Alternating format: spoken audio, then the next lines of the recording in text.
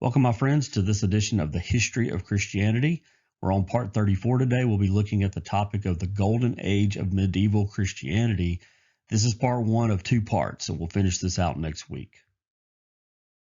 We'll start by looking at the mendicant orders. As the Crusades drew to a close, medieval Christianity reached its high point.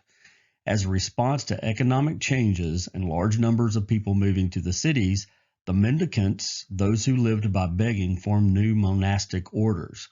We talked last week about some of the changes that are going on during this time. They're moving now from a feudal system to now a more economically viable system. Trade is back established. And because of this, people are moving out of the countryside and back into the cities. So there are large numbers of people in these cities. And this call to help the poor, this call to identify with the poor, became a big part of the monastic orders of this time. And this really started with a guy named Peter Waldo. He was a merchant from Lyons, and he was a forerunner of the mendicant orders. Having heard a story of a monk who practiced a life of extreme poverty, Peter was moved to do the same. He soon gathered a number of followers, but the Archbishop of Lyons forbade their activities. They appealed to Rome, but the theologians there treated them with derision, accusing them of ignorance. This group became known as the Waldensians. So this group was kind of ahead of its time. Peter Waldo felt this call to reach out to the poor and even to live a life of poverty, to identify with them. He got a group of followers together, but he couldn't get any church approval. And as a result of that, the group kept practicing and preaching the merits of extreme poverty, but they were under a heavy persecution. And that persecution soon forced them to move to a remote valley in the Alps. The group remained there until the Protestant Reformation. So they stayed there for quite a while, kind of away from everybody else. And they liked the teaching of the Protestant Reformation, and they actually became Protestants as a result. So this was a precursor to these mendicant orders. One of the big ones that comes at this time is the Franciscan movement and the Franciscan order. And early on, the Franciscan movement was very similar to the Waldensians. Francis belonged to the merchant class. He grew up very much in comfort and would have probably carried on a life in that way, except that he had a profound religious experience. And that experience led him to embrace a life of poverty. He began giving the poor all he had. His parents were wealthy and they were worried about him. He was showing up in rags with nothing at all. So they just kept giving him more. And as soon as he got it, he simply gave it away. His father actually went and got him and locked him up and got the bishop involved. The bishop tried to talk sense into Francis, what they thought was sense. And finally, that bishop decided that if Francis is not going to take care of the money, the goods that his family's given him in the way that they thought he should and the bishop thought he should, then he needed to just give them up. And they probably said that thinking that he would come to his senses and think, oh, I better not lose this. Well, that's not what happened. Immediately, Francis gave up his inheritance. He literally took the clothes off his back, gave them to his father, and he left naked and went into the woods to live as a hermit. So I think Francis pretty much made his point that this was not something he was doing for attention or that he was going to backtrack on. He was serious about it. Well, in late AD 1209, Francis heard a reading from Matthew chapter 10. And this is an account of Jesus and telling his disciples to go and preach in the cities. And he tells them that they should not take any silver or gold with them. And this biblical account really made an impression on Francis, and he saw the possibility of joining poverty with preaching. He decided to go to the cities to preach and help the poor and the sick. Voluntary poverty became a way for him to identify with those who were poor out of necessity. So hearing this story from the Bible really made an impression on him. Instead of leaving everything behind and going out by himself, becoming a hermit, living a very poor life, Francis said, I can still do those things, but I can do it among other people that are having to live this way, even though they don't want to. And I can identify with them, and they'll listen to me because they'll see that I'm voluntarily doing this, and that's what he did. He went into the cities to preach. And he returned to Assisi, And he began to build a small following, and he and a few of them went to Rome to ask Pope Innocent III, who we'll talk about in a little bit. They asked him to allow them to found a new monastic order. Well, the Pope didn't really want to do that. He was not inclined to grant their request, but he saw the value in supporting this movement, and he did give in, and he gave them permission to start their own order. This order became known as the Order of Lesser Brothers. Now that Francis had papal approval, he returned to Assisi to continue his work. People began flocking to his new order, and that became known as the Order of Lesser Brothers. There was also a sister order that was established by St. Clare, and they had the same values as the Order of Lesser Brothers and kind of went about things the same way. Francis gave up leadership of the order in 1220. But before he did that, he made a will forbidding his followers to possess anything. Francis was very worried that this order that he had created would eventually end up with a lot of possessions and all the problems that came with groups that had a lot to lose. So he decided that if he made this will, that might be able to protect them in the future, and he did it. His followers were not to possess anything, and they were not to appeal to the Pope or anyone else to have the rules of the order made less stringent. So Francis, this was kind of his last effort that he could make on this earth to make sure that his order stayed the way he wanted it to, even after his death. Well, Francis did die on October 3rd, 1226, and it didn't take long. By 1230, Gregory IX declared that the will of Francis was not binding, and that the order could ask Rome to change the rule of poverty. So 4 years after his death, it's already coming out that, hey, you know what? You guys don't have to follow this rule. And it took a little while after that, but by 1245, the order began owning property, and in time, the order came to have vast holdings. So the things that Francis really valued, what he wanted for them, they didn't really keep up with. Times changed, the way the order was going changed, and as with most of these monastic orders, they ended up accumulating a lot of wealth. People donated and gave a lot to them. And so they just naturally were going to end up with things. And this group was no different. And they did eventually leave behind his wishes, but carried on with the work in the way they thought it should be done. That brings us to St. Dominic. The founder of the other major mendicant order was St. Dominic. At age 25, Dominic became a canon of the Cathedral of Osma. 4 years later, the chapter resolved to follow the monastic rule of the canon of St. Augustine. So Dominic became a part of this group. They were not a monastic group yet, but while he was there, they became a monastic group. So that introduced him to a life of monasticism. In 1203, Dominic visited southern France.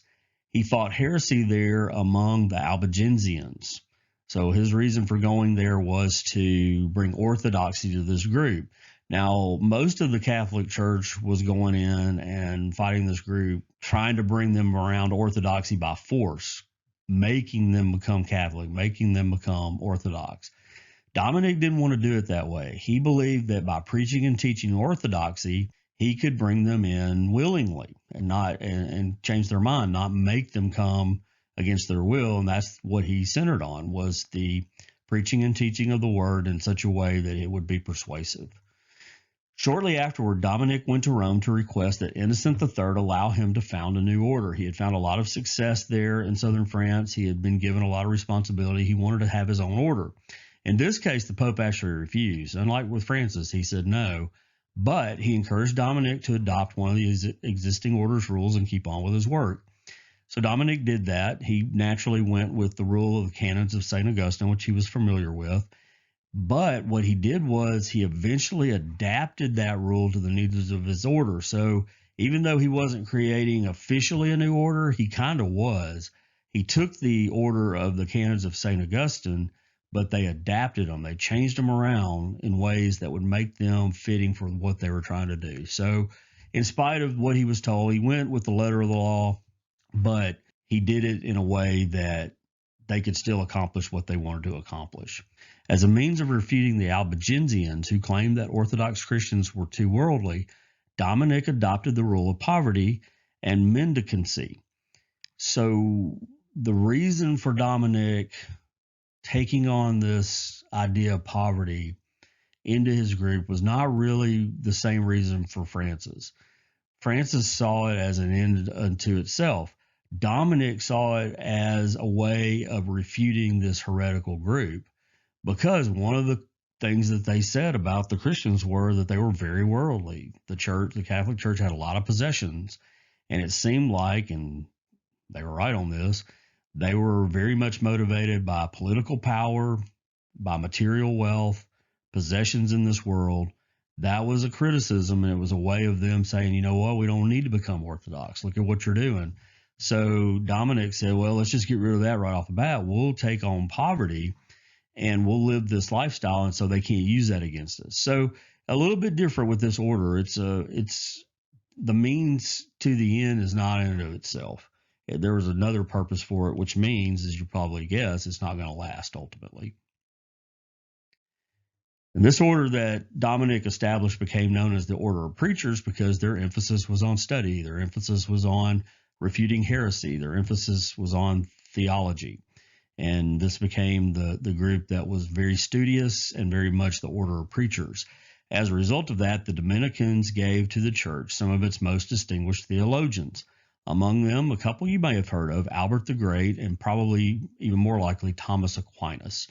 So this group really pumped out a lot of great theologians. Now, the Franciscan group eventually did that too, but they didn't start out really as much of the group that was studious and really trying to develop theology. They had a little bit more practical way of going about doing things, but they do end up being very influential in the theological world as well. But the Dominicans kind of got a little bit of a head start on them just because that was their emphasis. Both the Order of Preachers and the Franciscans spread throughout most of Europe, so these groups made a big impact throughout Europe at this time.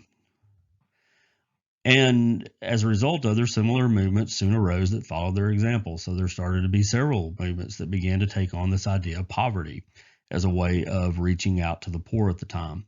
The main objective of the Dominicans was preaching, teaching, and study. Poverty was seen as a means to that end, as we talked about. They were trying to reach this heretical group. Well, that group eventually was taken care of, and circumstances changed, and it made it available for them to have property. And there wasn't a big issue with it. It wasn't like with Francis where they were going against the wishes of their founder. It was totally acceptable because the ideal of living by begging could be set aside. They didn't need it anymore. They had used it for the purpose that they felt like it needed to accomplish, to be able to reach this heretical group. Once that was done, the rules changed. They took on holdings, and of course, they ended up with vast holdings as well. So we looked at the monastic group at this time and the big changes there. Let's look at the papacy. This is another area that kind of reaches its zenith during this medieval Christian time. And you really see a consolidation of all of the people in the church under the one shepherd, under that pope. The Concordat of Worms in 1122 did not end the problem surrounding the papacy. We talked about that a couple of episodes ago, maybe a longer. I can't remember exactly which one, but we talked about this Concordat. It was supposed to fix all the problems with having multiple popes and more than one trying to gain power. Families in Italy and other groups throughout Europe wanting to have that position because of the power. This Concordat, it didn't fix it. There were still problems surrounding the papacy. In Rome, there remained powerful families that sought to capture it for their own purposes. So these problems still existed, even though that was supposed to take care of it. But things do begin to change. Bernard of Clairvaux gave decisive support to Innocent II, which allowed him to claim the papacy against a rival pope. So at the time that this is going on, there's more than one pope again. But because of Bernard of Clairvaux giving his support to Innocent II, they kind of took care of that problem, and Innocent II became the only pope. But tension between the papacy and the emperor rose again, and there were rival popes during the reign of Frederick Barbarossa. So 1155 to 1190 was his reign, and a large part of that time there were rival popes. So again, right back to the same mess that had been going on. More than one pope, more than one claiming that they were the pope, trying to figure out who that should be, trying to figure out who aligned with who. Just a big mess that was going on. It went on throughout that emperor's reign. Finally, in 1178, one pope emerged, Alexander III. The rival pope, Calixtus III, resigned willingly and was appointed to a high ecclesiastical office. So this was a big turning point because it was different than the way things had happened before. Typically, if one pope gained power over the other one, that guy that didn't get the power, things didn't end well for him. He probably ended up in prison. He could have been killed. He could have been killed in order for that pope to take his spot. You didn't see a lot of graciousness here, but we do in this case. Alexander reached out to Calixtus and says, you don't have to leave. I'm not going to throw you in prison. You're not going to get killed. In fact, let me offer you this high office that you can take. And he did. So a little bit better end to things on that note. Frederick drowned during the Third Crusade. We talked about that. So he's gone now, and his son Henry VI succeeded him, but he too died unexpectedly. So there's a lot of upheaval among the rulers at this time. And because of that, the empire was still reeling from the death of two emperors close together. The cardinals were able to name a new pope without imperial pressure. So they kind of got in. It happened that the pope died at the same time as Henry VI, so they had their opportunity. Here's an opening while things are still not settled with the temporal rule, with the civil authorities. Let's get our guy in here, and we won't have to worry about who. We can pick them ourselves. So they did. They elected the Pope who would become the most powerful in the history of Christianity, and that's Pope Innocent III. We're going to talk now about some of the things that he did that showed his power and how it grew during this time. Henry VI's brother Philip was elected as the new emperor, but a rival faction elected Otto IV. So this is the emperor of Germany, and there was a proper vote taken. Philip was elected as the new emperor, but as was going on most of the time at these instances, there was a different group that wanted somebody else, of course, and they picked Otto IV. Well, Innocent III supported Otto IV despite the fact that Philip had been properly elected. Innocent didn't really care about that. In fact, he declared that the Pope has the authority to determine who is the rightful ruler. So he's going to really exert his authority during this time, more than one way. And he's coming around. He had an argument to make about this. He said that the temporal power and the spiritual power were both instituted by God. As a result of that, the Pope had the authority. And he illustrated it this way. He said, as the moon received its light from the sun, so does the emperor receive his power from the Pope. You can imagine the civil authorities were not real excited about this statement. He's basically telling them, I'm the sun, you're just the moon. You take a lesser role than me. I'm the one who picks who's out there. And remember, there had been for many years a big problem with the civil authorities wanting to be the ones who picked the church authorities. They wanted to be the ones who picked the Pope. They wanted to be the ones who filled these high ecclesiastical positions. Well, Innocent III comes along and says, not only are you going to do that, not going to do that, but it's actually the opposite. We as the popes, we as the church leaders are the one who should be picking the civil authorities. So he gives them this illustration, and it doesn't go over well, but that doesn't matter because he actually does have the power at this time. Innocent declared Otto was the rightful ruler. This led to a 10-year-long civil war, and the only reason it even ended was Philip was murdered, and that allowed Otto to come in and take control. So you might be thinking, well, Otto's going to be beholden to the Pope. He owes him a lot. He's the reason he's even in the position he's in. So he's going to pretty much be a puppet of the Pope. Well, no, that's not what happened. Otto IV soon broke with the Pope, who had supported him because Otto wanted to try to get more power in Italy. Well, the Pope wasn't having that. So Otto made plans for an invasion. He was going to come in and take it by force. Remember, this is the Pope that got him in the job. He was probably regretting that decision at this point. But Otto says, you know what? We want to come in. We want to take over some of that power there. Pope says, nope, Italy's belongs to the church. You can't come in. And Otto said, well, you just watch us come in. Well, I'm getting my invasion group together. We're coming in. Well, Innocent responded as a lot of these church leaders did through the years with these authorities. He excommunicated Otto. He declared him deposed, and he named Henry VI's son Frederick emperor. So you may be thinking, well, why didn't they just name Frederick emperor to start with? Well, the reason was Frederick was very young when all this happened. And so they picked Philip with the idea in mind that eventually Frederick would be the guy to take over, but he just wasn't able to. He was too young at that time. He's gotten older now, and Innocent goes ahead and names him the emperor to get back at Otto. And he throws his support now behind Frederick. And with the Pope's support, Frederick gathered an army, he invaded Germany, and he took the crown from Otto, and Frederick II was crowned emperor. So just all through these incidents, you got Pope Innocent III becoming very powerful. He is the reason that these international affairs are happening. He's leading civil disputes. He's got these emperors coming in, and he's throwing support behind one and then changing, throwing support behind another one. And people are going along with it. He gets Frederick to get an army up and go invade Germany. So you see here that the Pope has unprecedented power at this time. He is really a major player on the world stage.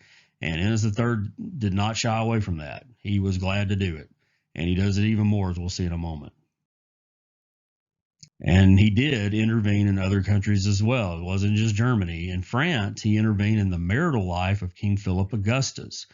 What happened here was Philip had a wife who died. He was a widower, and he remarried, as most of these guys were going to do, but he didn't like his second wife. They didn't get along, and it was kind of a mutual thing. They both were just glad to split it off. She didn't fight it. He put her away, is kind of the way that they said it at that time. And he took a third wife, and they got along really well. Things seemed to be fine. He had the wife he wanted. The second wife was not upset about being gone. She didn't want to be there. And things would just kind of keep on rolling. Well, Innocent didn't like it. He didn't want the emperor putting away a wife. It's not correct biblically. So Innocent admonished Philip and demanded that he return to his second wife. As you can imagine, Philip said, well, no, I'm not doing that. I didn't like her. She didn't like me. We're going to stay apart. So Innocent just said, well, in that case, the entire country is under an interdict. And this particular interdict said that the entire country of France, every single person, they could not celebrate the sacraments. So they couldn't take any of the sacraments. They couldn't take communion, couldn't do any of it. Well, this is a huge deal. This puts you out of the church. And the people were not happy about this. So Philip went to his nobles. He went to the French bishops and kind of said, hey, guys, are you with me? Or let's fight this Pope. And they said, no, I don't think so. We're going to take the side of the Pope. Well, when Philip figured that out, he knew he was in trouble. So he had to relent. He had to backtrack. And he went back to his second wife. So Innocent had a major role in this deal. You can argue he didn't have any business in it at all. Certainly the Bible says that there shouldn't be divorce. It says that you shouldn't do it. But to force somebody to go back to a wife they didn't want, and he got married again. So either way, he's got one wife or the other that he's not going to be with. And the way this actually turned out was the second wife resented Philip. She hated him. They did not like each other at all. They did not have a happy marriage. They were forced to stay together. She knew she was forced to do it, and she complained. She spent the rest of her days complaining about the fact that she had to stick with Philip. And the third wife, who really wanted to be with Philip, was heartbroken and got so depressed she died. So, Innocent, he did what he thought was right, but it didn't end up having a good result. It ended up having a bad result. But again, it just shows the power that this guy has. He is exerting a lot of power at this time. And he basically forces a marriage on the King of France, who thought he had resolved it. So big power there. And this also extended to England. In England, Innocent clashed with John Lackland over the question of who was the rightful Archbishop of Canterbury. There were two people that claimed to be the Archbishop of Canterbury. John Lackland had one he liked. So they appealed to Innocent. And Innocent decided that neither claimant was legitimate. He didn't like either one of them. So he got a third guy, Stephen Langton, to take the post. Well, John Lackland didn't like that at all.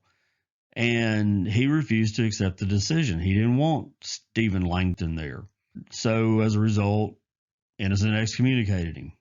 He declared him deposed, and he called a crusade against him. So John, again, just like Philip in France, decides, I'm in trouble. I'm not going to get support now. I can't even trust my own people not to take the Pope's side. So he just said, you know what? My whole kingdom is a fief of the papacy. He put himself under papal authority, and that resolved the issue. And obviously, Innocent got his way about who the Archbishop of Canterbury was. Now, you can actually make a claim for Innocent on this one because this is a church office. The church officials need to be the one to pick who's in those offices. So you can take his side on this one. I don't know that you could take his side with what was going on in France or Germany, but you definitely could here. He had a right to be the one, or the church had a right to be the one to elect who would take that position. The Pope was the leader. And this guy in England tried to kind of flex his muscle, and he got slapped right down. And it just shows again that Pope Innocent III is very, very powerful, very influential. Well, that's not all he did. He also intervened multiple times in Spain. There are several things we could talk about. We won't get into specifically, but we will talk about this one. Pedro II of Aragon was forced to turn his kingdom into a fief of the papacy as well. So here's another one that goes under the authority of the Pope now. This guy, he's got a lot of authority. Pope Innocent III, he is strong. He is setting the stage of world events in Europe at the time. You're not going to find a stronger Pope than this. He is the ultimate. And this isn't the end of what he did either. Innocent's international policies also brought his intervention to the affairs of Portugal, Bohemia, Hungary, Denmark, Iceland, Bulgaria, and Armenia. So he had a lot of influence in these different countries, and he was not afraid to exert it. So Innocent III, very, very strong. He also presided over the Fourth Lateran Council, which introduced many church reforms. The big thing to realize here with these councils, you think of the council, the proper way a council should work is they go in, they discuss the needs, they discuss what reforms need to be made. There's some debate back and forth. It's a lengthy process, and then they come out with an agreement. Well, this Fourth Lateran Council took place over just a few days, and they made some major reforms. So the question comes, well, how in the world were they able to get on the same page that fast? How could they go through this process? And you realize there's no way they could have. So basically, they came in with an agenda set by Innocent, and they just kind of rubber stamped it. So he makes some major, major church decisions, major church reforms during this time, and they're going to come from him. So I wanted to give you some of these. This Fourth Lateran Council met in 1215, and during the council, they promulgated the doctrine of transubstantiation, and that is one we've talked about already, kind of where that started and how it got to this point. But the actual official doctrine of transubstantiation holds that in communion, the substance of the body and blood of Christ takes the place of the substance of the bread and wine. The council also condemned the Waldensians, the Albigensians, and the doctrines of Joachim of Fiore. So these were some groups that they considered to be heretical at the time, that they were not going along with the orthodoxy, and they condemned those three groups. It instituted episcopal inquisition, which meant that every bishop should inquire as to the presence of heresy in his diocese and destroy it. This led to some really horrible things happening later on we'll get into. It determined that no new monastic orders with new rules could be founded. Remember, Innocent was not wanting new monastic orders. He was fighting against them, and this group just flat out says we're not going to have any more. It ordered that every cathedral have a school and that education in such schools be open to the poor. So that's a good thing. They're trying to make sure that the poor get educated as well. You can't argue with that. That's a very good reform. It ordered the clergy to abstain from the theater, games, hunting, and other such pastimes. Again, why can't you go out and have a little bit of fun every now and then? Well, Innocent said you can't have it. So the clergy's out on that. It decreed that all the faithful must confess their sins at least once a year, so giving more and more power to the centralized church. It forbade the introduction of new relics without papal approval. That's actually a good thing because there was a crazy amount of relics coming in from the Crusades, and Innocent III kind of tried to put a lid on that, although he still could say there were some if he wanted to. Here's a bad one. It required all Jews and Muslims in Christian lands to wear distinctive garments that would set them apart from Christians. So any of those areas during the Crusades that the Christians took, the Jews and Muslims that lived there had to wear distinctive clothing, so there'd be no question about who they were. So pretty much not a good thing at all. And it made it unlawful for priests to charge for the administration of sacraments. That's good. And they did even more stuff than that. They did it all in 3 sessions, and each of the 3 sessions lasted a single day. So 3 days to come up with that list of stuff that usually that you wouldn't even get that much done, much less do in 3 days. That was Innocent's agenda. I mean, there's no question about it. He set the agenda and they rubber stamped it. So again, it just shows how powerful he was. And you look at that list of reforms, a lot of those reforms are not all that great. Some of them were good, but you can definitely make an argument with a couple, and then some I don't think you make any argument at all. They're just flat out bad. But that's what he wanted to do, and he was powerful enough to do it, and he accomplished it. Now, Innocent died in 1216, so he's going to have to kind of pass down to the next person. And the popes enjoyed a lot of power after him. He kind of set the standard, but they got the benefit of it for a while. One of his successors, Boniface VIII, he was pope from 1294 to 1303. He made the statement which marked the high point of papal claim on temporal power. I want to read this statement to you. This is what he said, quote, "One sword must be under the other, and temporal authority must be subject to the spiritual. Therefore, if earthly power strays from the right path, it is to be judged by the spiritual. But if the supreme spiritual authority strays, it can only be judged by God and not by humans. We further declare, affirm, and define that it is absolutely necessary for salvation that all human creatures be under the Roman pontiff." So this was a huge statement.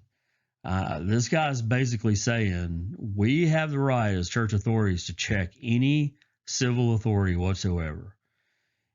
We can come in and say, we don't like what you're doing, you need to change it.